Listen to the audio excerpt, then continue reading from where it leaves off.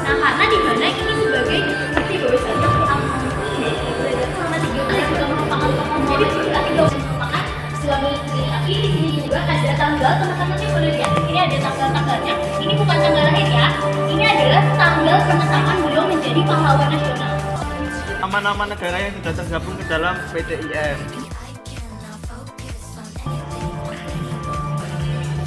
Sebagai tanda bahwasanya Muhammadiyah itu sangat menjunjung akan waktu. Dan kemudian di sini juga ada jam kebalik.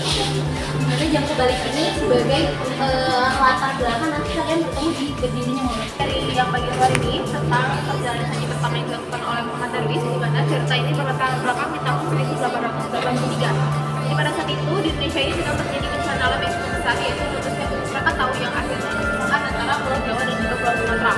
Dan di tahun yang sama pada saat itu Muhammad Darwis yang usianya masih di usia remaja yaitu 15 tahun, dia memutuskan untuk pergi haji yang pertama.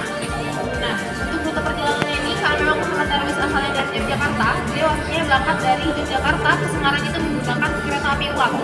Kemudian dari Semarang pergi ke Singapura itu menggunakan kapal kecil milik Tiongkok.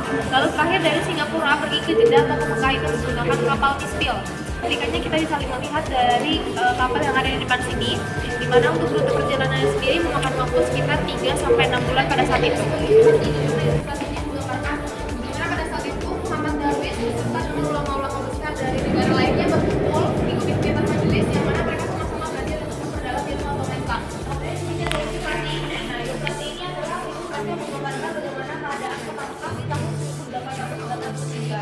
Nah, jadi ini adalah lukisan asli teman-teman. Jadi lukisan ini diarsip menggunakan pensil. Nah, yang melukis ini adalah alumni dari ITB Yogyakarta. Bagaimana keadaan sebenarnya dia. Jadi masih banyak orang-orang yang melakukan praktik yang biasa ataupun contoh Pertama kali ya itu tahun 1888. Pas beliau sampai di Kabupaten Jakarta, beliau menemukan gerakan pembaruan dan salah satunya itu adalah kebenaran akibat dilanggar gitu yang masih gede kapan. Sebelum dibenarkan oleh Ahmad Dahlan itu masih lurus, itu kisarannya mengarah ke benua Eropa sama Afrika. Kemudian setelah digunakan oleh Kiai Haji